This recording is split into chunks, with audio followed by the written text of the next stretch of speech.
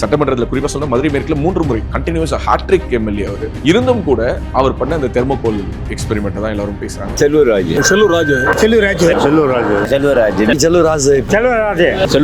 Thermocol Raju இருக்காரு.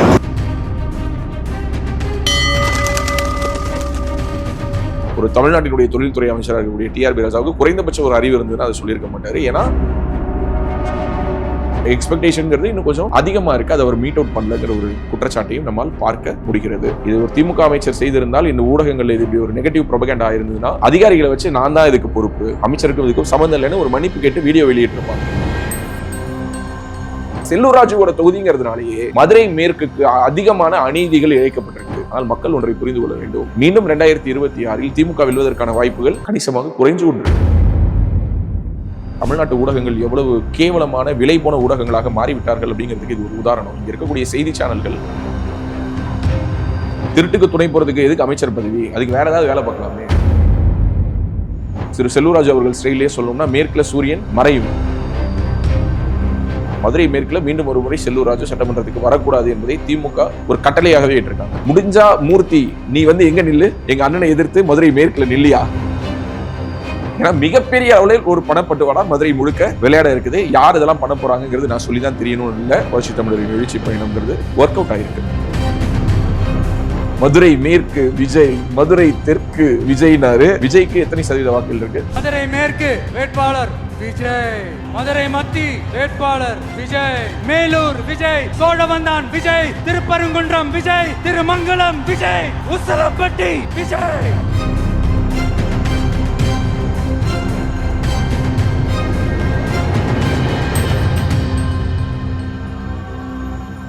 பேசு தமிழா பேசு நேயர்களுக்கு வணக்கம். இன்று மீண்டும் ஒரு முறை ராஜவேல் சாருடன் உரையாட போகிறோம். வணக்கம் சார். வணக்கம் நடராஜ். வணக்கம் திருமுருகன். இப்போ நம்ம பாண்டி நாட்டுக்கு போக போறோம். அதாவது மதுரை, பாண்டியர்களுடைய தலைநகரான மதுரையில் இருக்கக்கூடிய முக்கியமான தொகுதி.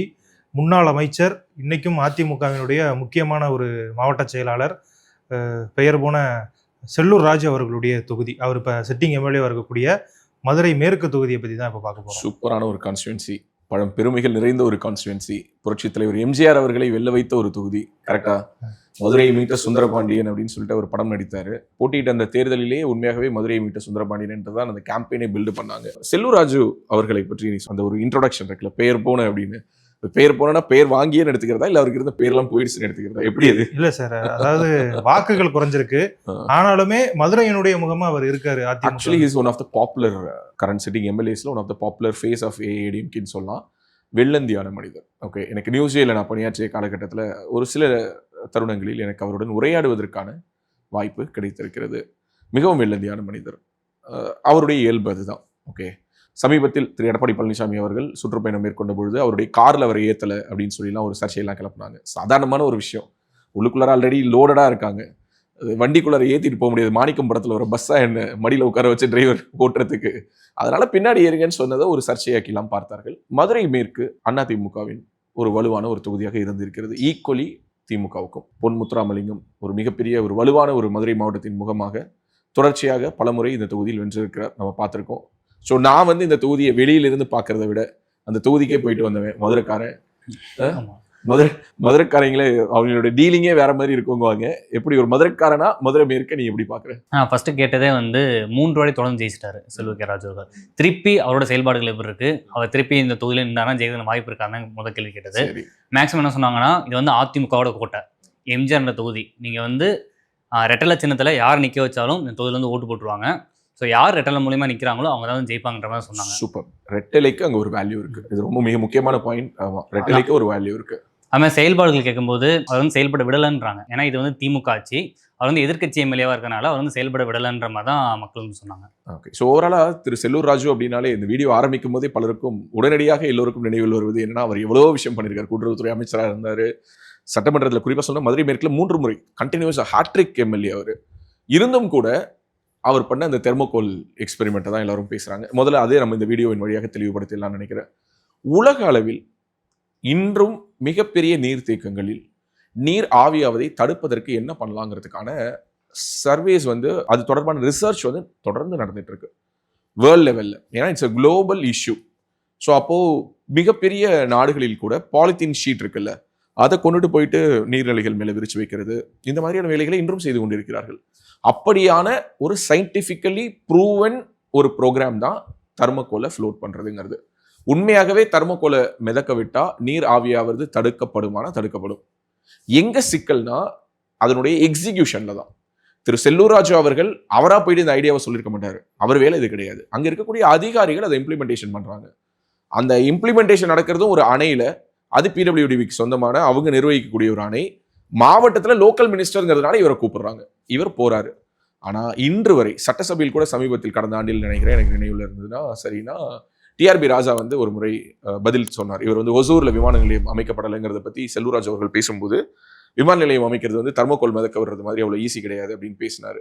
சட்டசபைக்குள்ளார கை தட்டுறதுக்கு வேணா நல்லா இருக்கும். ஆனா அதுவே முதல்ல ஒரு கேவலமான ஒரு வாதம் தான். ஏன்னா ஒரு தமிழ்நாட்டினுடைய தொழில்துறை அமைச்சராக இருக்கக்கூடிய டிஆர்பி ராஜாவுக்கு குறைந்தபட்ச ஒரு அறிவு இருந்ததுன்னா அதை சொல்லியிருக்க மாட்டாரு. ஏன்னா உண்மையாகவே தெர்மோகோலை மிதக்க விட்டால் நீர் ஆவியாவதை தடுக்க முடியும். அதில் மாற்று கருத்து கிடையாது. இதை வச்சுக்கிட்டு நீங்க செல்லூர் ராஜுவை மதிப்பிடுறீங்கன்னா உங்களுக்கு தமிழ்நாட்டு அரசியல் என்னன்னு புரியலன்னு அர்த்தம். இதுவே திமுகவை சேர்ந்த அமைச்சர்கள் இந்த மாதிரி கெட்ட பேர் வந்துச்சுன்னா அதிகாரிகள் மேல பழிய போட்டு அதிகாரிகளை மன்னிப்பு கேட்க வச்சிருப்பாங்க. ஆனா செல்லூர் ராஜு அது எதுவுமே பண்ணல. என்னதான் கண்டல் பண்ணாலும் அதை தானே ஏத்துக்கிட்டார். உண்மை. இன்னொன்னு, ஒன்றுபட்ட அதிமுக வேண்டும் என்பதில் உறுதியாக இருப்பவர். திரு ஓபிஎஸ் அவர்களை பற்றி விமர்சிச்சிருக்கிறாரு, சசிகலா அவர்களை பற்றி விமர்சிச்சிருக்கிறாரு. காலப்போக்கில் எல்லோருமே விமர்சிச்சாங்க, விமர்சிக்காதவர்களே கிடையாது. ஆனால் அதை தாண்டி ஒன்றுபட்ட அதிமுகவாக இருந்தால் நல்லதுன்னு நினைக்கக்கூடியவர். இப்படி பேசினா தனக்கு கெட்ட பேர் வந்துடும் போல இருக்கு அப்படின்னு சொல்லி ஒரு சில பேர்லாம் அமைதியா போகும்பொழுது, இல்ல பரவாயில்ல நம்ம ஓப்பனா பேசுவோம்னு நினைக்கக்கூடிய ஒரு நபர். நான் அதுக்கு தான் சொன்னேன், எடுத்த உடனே வெள்ளந்தியான ஒரு மனிதர்னு நான் சொன்னது அவர்கிட்ட இருந்து சகாயம் பெறுவதற்கெல்லாம் இல்லை. ஓகே, அவருடைய இயல்பு அதுதான். ஒரு சில ஊர்களில் நான் ஏற்கனவே விஜயபாஸ்கர் அவர்களை பற்றி சொன்ன பொழுது ஒரு விஷயம் சொன்னேன், ஞாபகம் இருக்குமான்னு தெரியல. மக்களிடம் மக்களாக பழகக்கூடியவர். ஒரு ரோட்ல இறங்கி போறாரு அப்படின்னா ஒரு நேரத்தில் மேபி செல்லூர் ராஜு அவர்களுடைய அந்த ஆக்டிவிட்டிஸ் எல்லாம் இப்போ எப்படி இருக்குன்னு எனக்கு தெரியல. நான் நேரடியாக பேசியிருக்கேன். மதுரை மேற்குல சேர்ந்தவங்க, அந்த கட்சிக்காரங்களும் சரி பொதுமக்களும் சரி சொல்லுவாங்க, ரோட்ல இறங்கி கேஷுவலா நடந்து மக்கள் கிட்ட போய் பேசுறது, அங்க சின்ன சின்ன கடைகள் வச்சிருக்கக்கூடிய வயதான அம்மாக்களிடம் போய் உட்காந்து சாப்பிடுறது, பாக்கெட்ல இருந்து என்ன பணம் இருக்கோ அதை எடுத்து கொடுத்துட்டு அப்படியே போயிடுறது, இந்த மாதிரி எல்லாம் அப்பப்போ அந்த எம்ஜிஆர் ட்ரெண்ட் இருக்கும்ல, அந்த பாட்டிகளை அப்பத்தாவெல்லாம் கட்டி பிடிச்சிட்டு போட்டோ போடுற மாதிரியான வேலைகளை எல்லாம், அது அவருடைய இயல்பு. நான் சொல்றது இதெல்லாம் எதுவுமே அவர் ஸ்டண்டா, ஏன்னா அந்த 2000 ரூபாய் கொடுக்குறாரு 3000 ரூபாய் கொடுக்குறாரு, அதை வச்சு அவர் ஓட்டு வாங்க போறது இல்லை, அந்த பாட்டி போடுற ஒரு ஓட்டுல அதிமுக ஜெயிக்க போறது இல்லை. ஆனால் அவருடைய இயல்பு அது. அதே போல எல்லா கட்சியை சேர்ந்தவர்களிடமும் ரொம்ப அன்பா அனுசரணையா பழகிறது, அதிகாரிகளை மரியாதையா நடத்துறது, இந்த மாதிரி பல விஷயங்கள் அவருடைய நற்குணங்களாக பட்டியலிடுறாங்க. நெகட்டிவா பார்க்கும்பொழுது என்ன அப்படின்னா, சேம் நான் சொன்ன மாதிரி 3 முறை அவரையே தேர்ந்தெடுத்திருக்கிறாங்க. அந்த ஒரு பாப்புலாரிட்டி சொல்லுவாங்க இல்லையா, பழக பழக பாலும் புளிக்குங்கிற மாதிரி பழகிய முகம் மீண்டும் மீண்டும் இவரை தேர்ந்தெடுத்திருக்கிறோம். இந்த 15 ஆண்டுகளில் இன்னும் செய்திருக்கலாம். எக்ஸ்பெக்டேஷன்ங்கிறது இன்னும் கொஞ்சம் அதிகமா இருக்கு, அதை அவர் மீட் அவுட் பண்ணலங்கிற ஒரு குற்றச்சாட்டையும் நம்மால் பார்க்க முடிகிறது. ஸோ மதுரை மேற்கு சமூகங்களாக நம்ம எல்லா தொகுதிகளையும் பற்றி பேசுவது போலவே இந்த சமூகத்தை பற்றியும் பேசணும்னா, குறிப்பாக இந்த மதுரை மேற்கு தொகுதியில் அதிகமாக மறவர் சமூக மக்கள், அவர்கள் அடுத்தது யாதவர் சமூக மக்கள், அதற்கு அடுத்தது பார்த்தீங்கன்னா நாயுடு நாயக்கர் சமூகம், அங்கு பாண்டிய நாட்டு வேளாளர்கள் பிள்ளமார் சமூகத்தை சேர்ந்தவர்கள், அதே மாதிரி தேவேந்திர குல வேளாளர் சமூக மக்கள், இந்த மாதிரி எல்லோருமே அங்கே அதிகமாக இருக்கிறாங்க. இவங்களுடைய போர்ஷன்ஸ் வந்து நம்ம பார்க்க முடியுது. அதே மாதிரி சௌராஷ்டிரா மக்களும் மதுரை மேற்கில் இருக்காங்க. மிகப்பெரிய கன்சிடரபிள் வால்யூம் ஆஃப் போர்ஷன் சொல்ல முடியாது, பட் ஒரு சைசபிள் நம்பர்ஸ்ல இருக்காங்கன்னு வச்சுக்கோங்க. ஸோ சமூக ரீதியாக இங்க மக்கள் வாக்கு செலுத்துகிறார்களா அப்படின்னா எஸ், டு சம் எக்ஸ்டென்ட். அதாவது ஒட்டுமொத்தமா மதுரை மேற்கில் கிட்டத்தட்ட ஒரு 3 லட்சம் ஓட்டு இருக்காங்க அப்படின்னு வச்சுக்கோங்க. அதுல வந்து பார்த்தோன்னா ஒரு 40,000 50,000 ஓட்டு வந்து கம்யூனிட்டி ஓட்ஸா இருக்கு. ஸோ அந்த 40,000 50,000 ஓட்டுகள், அதை நான் சொல்றது, இப்போ இவர் வந்து பார்த்தேன் அப்படின்னா உனக்கு தெரியும், செல்லூர் ராஜு மறவர் சமூகத்தை சேர்ந்தவர். ஆனால் அவருக்கு மட்டுமே தான் மறவர் சமூக வாக்குகள் வருமானம் அப்படி கிடையாது. மறவர் சமூக வாக்குகள் சாதி ரீதியாக மட்டும் போடப்படாமல் அது கட்சி ரீதியாகவும் போடப்படுகிறது. ஆனால் அதிமுக ஓட்டுன்னு ஒன்று இருக்குல்ல, அதிமுகவுக்குன்னு ஒரு ஓட் பேங்க் இருக்கு இல்லையா, அந்த அதிமுக ஓட் பேங்க்ங்கிறது சாதி ஓட் பேங்க் கிடையாது, அது கட்சி ஓட் பேங்க். அதுக்குள்ள எல்லா சாதியும் இருப்பாங்க. அந்த ஓட் பேங்க் ஸ்ட்ராங்கா திரு செல்லூர் ராஜு அவர்களால் ஹோல்டு பண்ணப்பட்டிருக்கு. அதாவது தன்னுடைய கட்சியை சேர்ந்தவர்களுக்கு நல்லது கெட்டதுல பங்கெடுத்துக்கிறது, அவங்க வீட்டுக்கு போறது வர்றது, இந்த மாதிரி எல்லா விஷயங்களிலும் கலந்து கொண்டு மண்ணோடு மண்ணாக மக்களோடு மக்களாக நின்று அவர் ஒரு தனக்கான ஒரு ஃபேன் பேஸை, தனக்கான ஒரு ஃபாலோவர்ஸை, ஒரு லாயல் குரூப்பை உருவாக்கியிருக்காரு. அதில் மாற்று கருத்து கிடையாது. ஆனால் இந்த திமுக அமைச்சர்கள் இன்னைக்கு பண்ணிக்கிறாங்களே ஒரு பப்ளிசிட்டி, இந்த மாதிரியான விஷயங்களை அவர் பெரிதாக முன்னெடுக்கல. நீ சொன்னதான் ஒரு சரியான உதாரணம். இது ஒரு திமுக அமைச்சர் செய்திருந்தால் இந்த ஊடகங்கள் இது இப்படி ஒரு நெகட்டிவ் ப்ரொபகண்டா இருந்ததுன்னா அதிகாரிகளை வச்சு நான் தான் இதுக்கு பொறுப்பு, அமைச்சருக்கும் இதுக்கும் சம்மந்தம் இல்லைன்னு ஒரு மன்னிப்பு கேட்டு வீடியோ வெளியிட்டிருப்பாங்க. கடைசி வரை அதை செல்லூர் ராஜு செய்யவில்லை. இன்று வரை அதை டிஃபெண்ட் பண்ணிட்டு தான் இருக்காரு. அவரால் அதிலிருந்து வெளியில் வர முடியல. இதை தாண்டி கூட்டுறவுத்துறை அமைச்சராக அவர் இருந்த காலகட்டங்களில் கூட்டுறவு சங்க தேர்தல்களை நடத்தி தமிழ்நாடு முழுவதும் இருந்த கூட்டுறவு சங்கங்கள், நலிவடைந்திருந்த கூட்டுறவு சங்கங்களை மீண்டும் உயிர்ப்பித்ததில் அவருக்கு மிக முக்கியமான பங்கு. இன்னொன்று, கூட்டுறவு சங்கத்தை பொறுத்த வரைக்கும் ஒரே ஒரு லாஜிக் தான்ப்பா, யாரு எந்த ஆட்சி வருதோ அந்த கட்சிக்காரங்க தான் அதில் ஜெயிப்பாங்க. அதுல ஒரு பெரிய விஷயம்லாம் இல்லை. ஆனா கடந்த 5 ஆண்டுகள்ல கூட்டுறவு சங்கங்களில் நகைக்கடன் வைத்திருந்தது, நகைக்கடன் தள்ளுபடி என்ற அறிவிப்புகளை விட்டு அதுல எந்த நகைக்கடனையும் அதற்கு பிறகு ஜெயித்து வந்ததற்கு பிறகு அதனுடைய லிமிட்டை மாத்தி எல்லா நகைக்கடனும் சொல்லிட்டு அதுக்கு பிறகு இந்த நகைக்கடன் தான் 5 பவுன் வச்சிருக்கணும், 6 பவுன் வச்சிருக்கணும், இதுக்கு கீழே வச்சிருக்கணும், மேல வச்சிருக்கணும்னு சொல்லிலாம் மக்களை மிகப்பெரிய அளவில் திமுக ஏமாற்றியதாக ஒரு குற்றச்சாட்டும் பொதுவாக நம்ம மதுரை மேற்கு தொகுதியில் போகும்போது நம்மளால பார்க்க முடியுது. ஓவராலா அந்த தொகுதியில எல்லா தொகுதியிலையும் வைக்கக்கூடிய கேள்வி தான் நம்ம முதல் கேள்வியா வச்சோம். அந்த முதல் கேள்வி என்னன்னா, எம்எல்ஏவாக திரு செல்லூர் கே ராஜு அவர்களுடைய செயல்பாடு எப்படி என்று நம்ம கேட்டிருக்கோம். அவருக்கான இதை செஞ்சுக்கிட்டு தான் இருக்கு. நல்லா இருக்கு, நல்லா இருக்கு. அவர் ஒன்றும் அவ்வளோ பெருசாக ஒன்றும் செய்யல. செயல்பாடு அதனால சொல்லிக்கிற மாதிரி எதுவும் இல்லையா? இல்ல, செயல்பாடு நல்லா இருக்கு, நல்லா இருக்கு. செயல்பாடுகள் சொல்லிக்கலாம் வாயில. நல்லா இருக்கு. வேஸ்ட். செயல்பாடு நல்லா இருக்கு. மந்திரியா இருக்கும் போது இந்த தொகுதிக்கு என்ன செஞ்சாருன்றது நமக்கு விவரம் தெரியல. செயல்பாடு நடந்துட்டு இருக்கு. கிட்டத்தட்ட ஒரு 15 ஆண்டுகள் அவர் எம்எல்ஏ இருக்காருன்னு நினைக்கிறேன். பரவாயில்ல. இந்த வட்டம் அவருடைய ஆளுங்கட்சியா இருக்குன்னா செயல்பாடுகள் கொஞ்சம் கம்மியாக இருக்கு. சிறப்பு என்று 36%, சுமார் என்று 39%, சரியில்லை என்று 25% சொல்லியிருக்காங்க. ஸோ இந்த சிறப்புங்கிற 36ஐயும் சுமாருங்கிற 39ஐயும் நான் சேர்த்து பார்க்கணும்னு நினைக்கிறேன். ஏன்னா 75% வந்து வஸ்ட்டுங்கிற இடத்துக்கு போல, அதாவது சரியில்லைங்கிற இடத்துக்கு போல. ஸோ அப்போ சிறப்பு 36%, 3 வருஷம் தொடர்ந்து டென்யூர்ல 15 ஆண்டுகளா எம்எல்ஏவா இருக்கிற ஒருத்தர் 36% நல்லா இருக்குன்னு சொல்றதே ஒரு பெரிய விஷயம் தான். சுமார்னு 39% சொல்லியிருக்காங்க. இது ஒரு கன்சர்ன், இதை செல்லூர் ராஜு அவர்கள் கவனிக்கணும். சரியில்லைன்னு ஒரு 25% சொல்லியிருக்காங்க. இவங்க கோர் டிஎம்கே ஓட்டர்ஸா நான் பார்க்குறேன். என்ன மாதிரியான குறைகளை மக்கள் பிரதானமாக சொல்றாங்க? மதுரையில் மேக்ஸிமம் வந்து ரோடு வசதி சரியில்லை, தூய்மை இல்லை, எல்லாமே குப்பைகள் வந்து அங்கங்கே தான் இருக்குது. இதெல்லாம் வந்து கவனிக்க வேண்டிய விஷயம்னு சொன்னாங்க. இதனாலே வந்து செல்லூர் ராஜு அவர்கள் வந்து சரியில்லைன்ற மாதிரி சொல்கிறாங்க. ஓகே, ஏன்னா இதனுடைய அடுத்த கேள்வி வந்து ரொம்ப முக்கியமான ஒரு கேள்வி. அதில் ஒரு வேற மாதிரியான ஒரு ரிஃப்ளெக்ஷன் இருக்குது, நம்மளால பார்க்க முடியுது. மீண்டும் வெல்வாரான்னு கேட்கும்போது அது சொல்ல முடியாது. யார் நின்றாலும் இந்த ரெட்டல் அதிகம் உள்ளது தொகுதி, அதனால யார் நின்றாலும் ஜெயிப்பாங்க. 90% இருக்கு, வாய்ப்பு இருக்கு. அடுத்த வாய்ப்புலாம் கம்மி தான். சந்தேகம் கண்டிப்பா இருக்கு. ஏன்னா 3 வாட்டி தொடர்ந்து ஜெயிச்சிருக்காருன்னா நல்லது செய்ய போய் தான் ஜெயிச்சிருக்காரு. அதனால கண்டிப்பான முறையில் ஜெயிப்பாரு. வாய்ப்பு இருக்கு.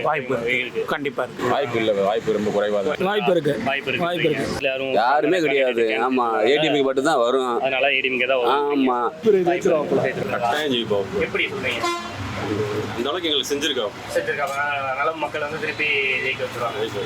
வாய்ப்பு இந்த ட்ரிப்பு மூர்த்தி இறங்கி வேலை பார்க்கறதுனால கொஞ்சம் டவுட் தான். வாய்ப்பு இருக்குன்னு நினைக்கிறேன், தெரியல. வராரு இந்த வட்டம் நிக்கிறாரு. அவதான் ஜெயிக்க வாய்ப்பு இருக்கு. ஜெயிக்க வாய்ப்பு இருக்கு. 199 வாய்ப்பு இருக்கு. மாற்றம் கிடையாது. அடுத்து ஒருத்தர் நம்ம அண்ணன் மூர்த்தி வந்திருக்காரு. நாலாவது அவர் தான் ஜெயிப்பாரு. ஆமா ஆமா, அவருக்கு தான் இந்த வட்டம் வாய்ப்பே கிடையாது.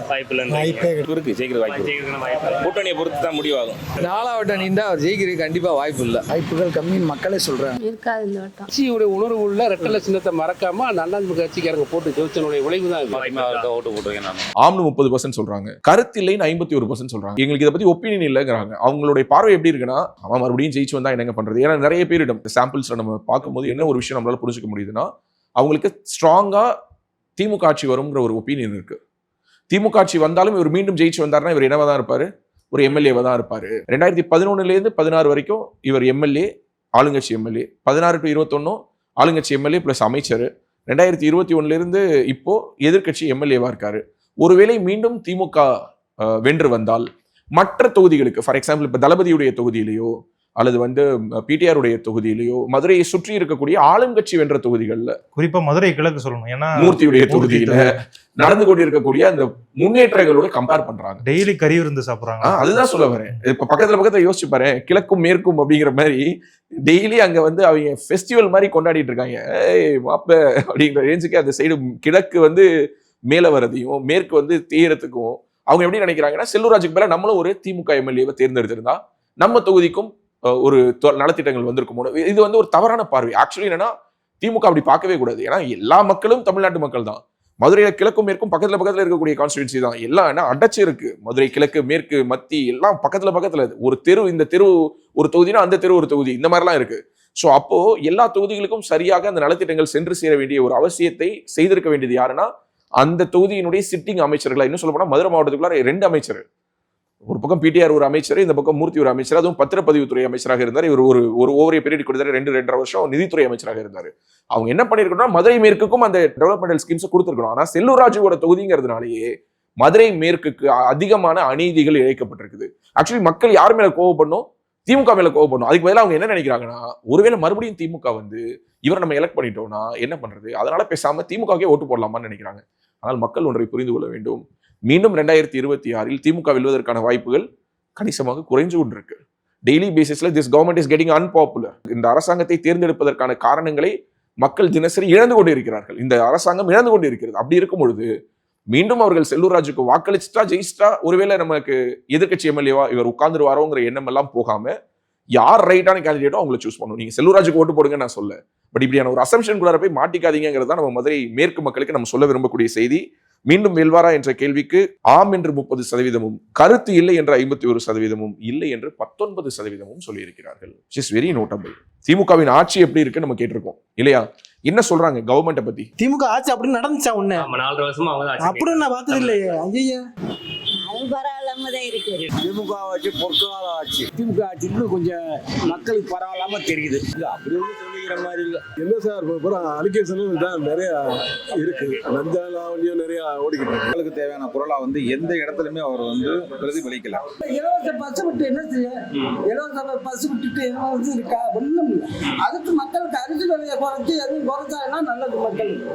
அது சுமாராதான் போயிட்டு வேஸ்ட். ரொம்ப பேடா தான் பாக்குறேன். நான் இது வரைக்கும் டிஎம்கே போட்டதே இல்லை. திமுக ஆட்சி கொள்ளக்காரங்க எல்லாம் இருக்காங்க. இந்த ஆட்சி பிடிக்கல. பரவாயில்லாம இருக்கு. நல்லா இல்ல, ரொம்ப கொஞ்சம் கடுமையா தான் இருக்கு. நம்மளை பொறுத்தவரை நல்லா தான் இருக்கு. பெருசா இந்த மாதிரி பாதிப்பும் இல்லை, மாற்றமும் இல்லை, ஏமாற்றமும் இல்லை. அந்த மாதிரி சிறப்பா போய் 4 வருஷம் திமுக ஆட்சி ஒன்றும் சரியில்லை. ஆட்சி இருந்துச்சா திமுக ஆட்சி? எப்படி கேவலமா பாக்கலாம். ஒன்றும் அவ்வளோ ஒன்றும் இன்ட்ரெஸ்ட் கிடையாது. சொல்ற மாதிரி இல்லை, போயிட்டு அடித்தட்டு மக்களுக்கு எதுவும் போய் சேரல. ஊழல் அதிகமா இருக்கு, குற்றங்கள் எதிர்பார்த்த அளவுக்கு இல்லை. தொழில் போட்டி எல்லாம் விலைவாசி எல்லாம் ஏறி. திமுக ஆட்சி ஒன்றும் சரியில்லையே. விலைவாசி பூரா ஏறி நிற்கிது. வீட்டு வரி உயர்வு இருந்திருக்கு, அது கடுமையா பாதிக்கப்படுறாங்க. மின்சார கட்டணம் உயர்வா இருக்கு, அதுலயே மக்கள் அதிகமா பாதிக்கப்படுறாங்க. சுமாரா தான் இருக்குது. வேஸ்டா ஓசி பஸ் எல்லாம் விட்டதெல்லாம் வேஸ்ட். 4 வருஷம் தொழில் இல்ல, வியாபாரம் வந்து மந்தமா இருக்கு. 4 வருஷம் திமுக ஆட்சியில வந்து சரியான முடிவு திட்டங்கள் போய் மக்களை சென்றடையல. பிச்சை எடுத்துக்கிறோம் பிள்ளை இழந்து ரொம்ப அராச்சகம். ரொம்பப்பா அம்மா இரட்டல வரும், இரட்டல வரணும், எடப்பாடி வருவாரு. அவங்க கொடுக்கறது வந்து நம்மகிட்ட எடுத்து கொடுக்குற மாதிரி ஒரு ஃபீலிங். கவர்மெண்ட் எப்பயும் போல வந்து ஆட்சி சரியில்லை, சட்டம் ஒழுங்கு பிரச்சனை நிறைய இருக்கு, பெண்களுக்கு பாதுகாப்பு இல்லை. ஓகே, அதுக்கப்புறம் வந்து நிறைய ஊழல் அதிகமாயிடுச்சு. இப்போ மதுரையினுடைய மாநகராட்சி ஊழல் வந்து உலகமே பேசக்கூடிய அளவுல ஒரு மாநகராட்சியில 200 கோடி ஊழல். யோசிச்சு பார்த்தா பிரமிப்பா இருக்கு. அதை ஊடகங்கள் பெரிதாக பேசியிருக்க வேண்டும். நீ யோசிச்சு பாரு, தமிழ்நாட்டு ஊடகங்கள் எவ்வளவு கேவலமான விலை போன ஊடகங்களாக மாறிவிட்டார்கள் அப்படிங்கிறதுக்கு இது ஒரு உதாரணம். இங்க இருக்கக்கூடிய செய்தி சேனல்கள் ஒருத்தர் கூட இந்த மதுரை ஊழல் எடுத்து பேசல, ஒரு விவாதம் பண்ணல. அது எவ்வளவு பெரிய ஒரு செய்தி. அதை பேசாமல் கண்டும் காணாமல் கடந்து போவதற்கு ஒவ்வொரு செய்தி தொலைக்காட்சிக்கும் பல கோடிகள் கைமாறி இருக்கு.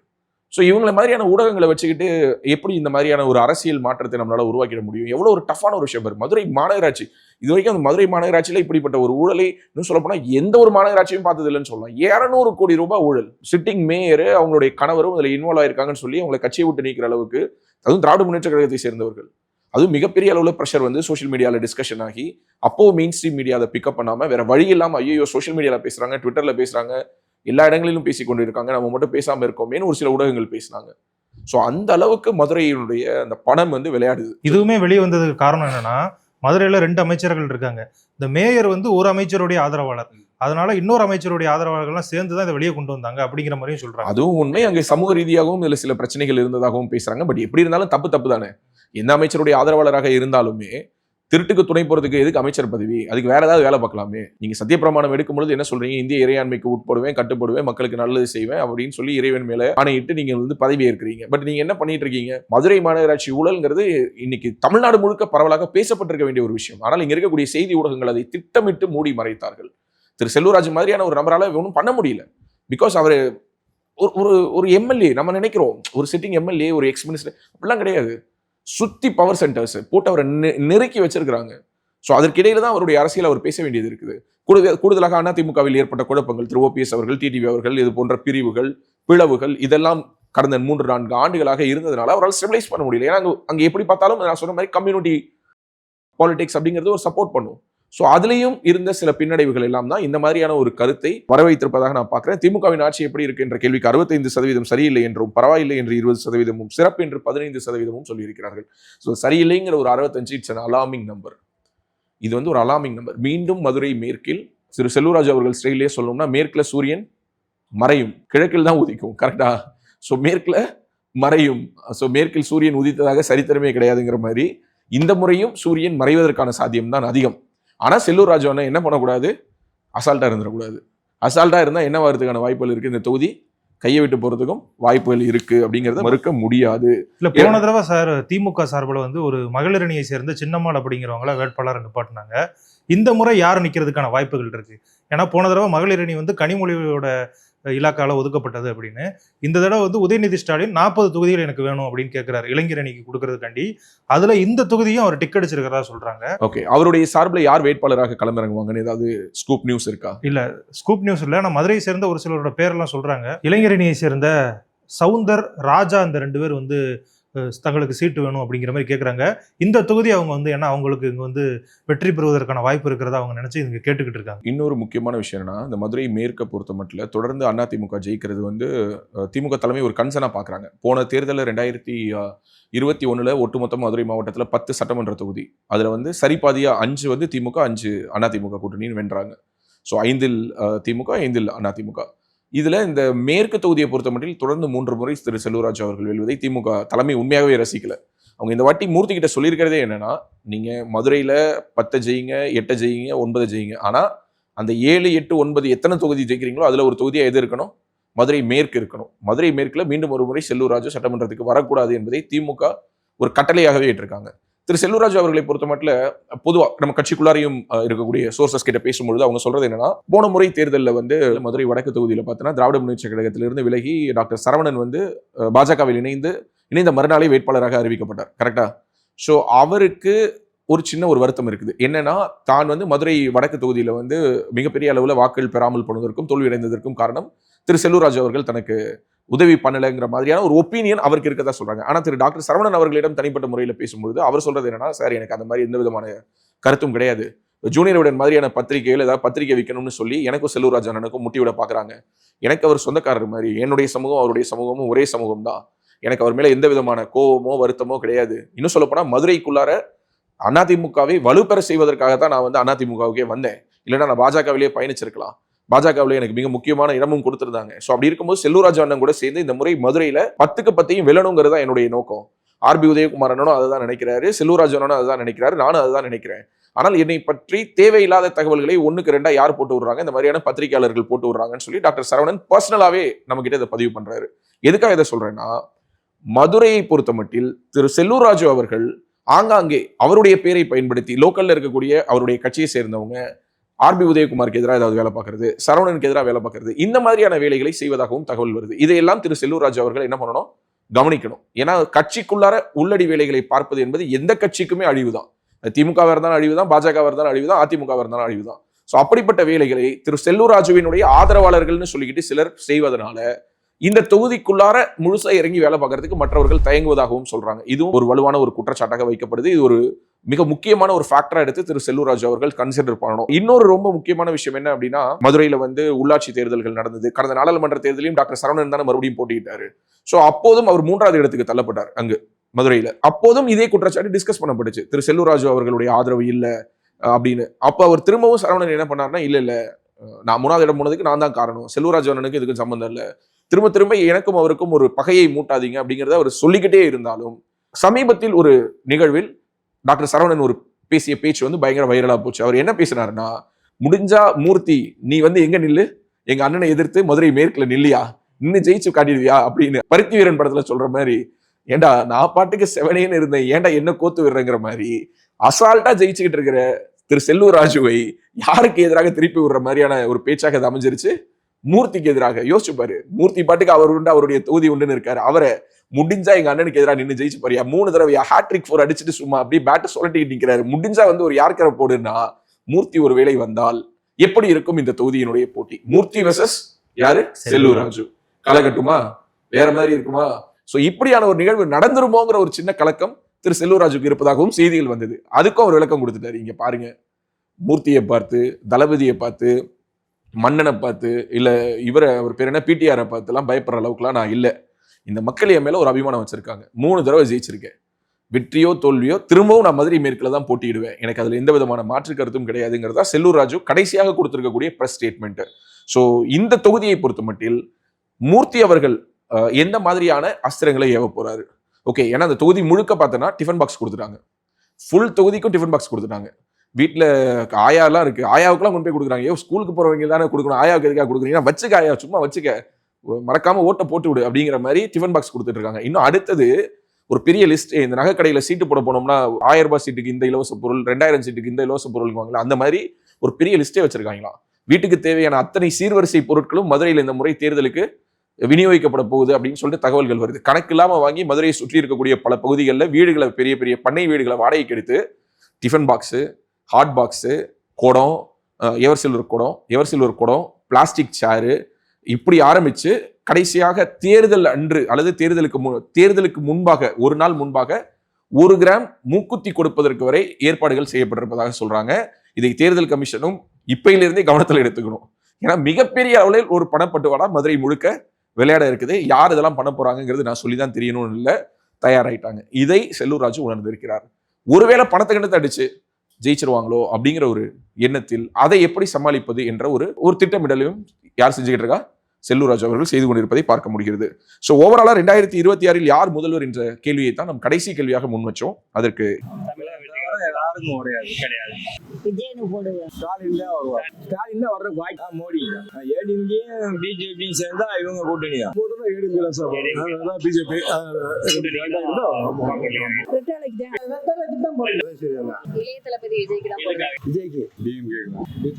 எடப்பாடி வர்றது. எடப்பாடிக்கு அதிகமா இருக்கு. எடப்பாடி தான். என்னோட வாக்கு பிஜேபி வந்தா நல்லா இருக்கும். எடப்பாடி தான். எதனால அவங்க வந்து நல்லா இருக்கு? எடப்பாடி நல்லா இருக்கும். திமுக எதுக்கும் ஓட்டு போடுறதில்ல. எங்களோட வாக்கு எடப்பாடி பழனிசாமி. திமுக ஆட்சியே வந்தா நல்லதுதான். திமுக எடப்பாடி வர வாய்ப்பு இருக்கு. கண்டிப்பா டிவி தான். இவ்வளவு நாள் திமுக தான் இருந்தோம், இனிமேல் விஜய் தான். எப்படி இருந்தாலும் சரி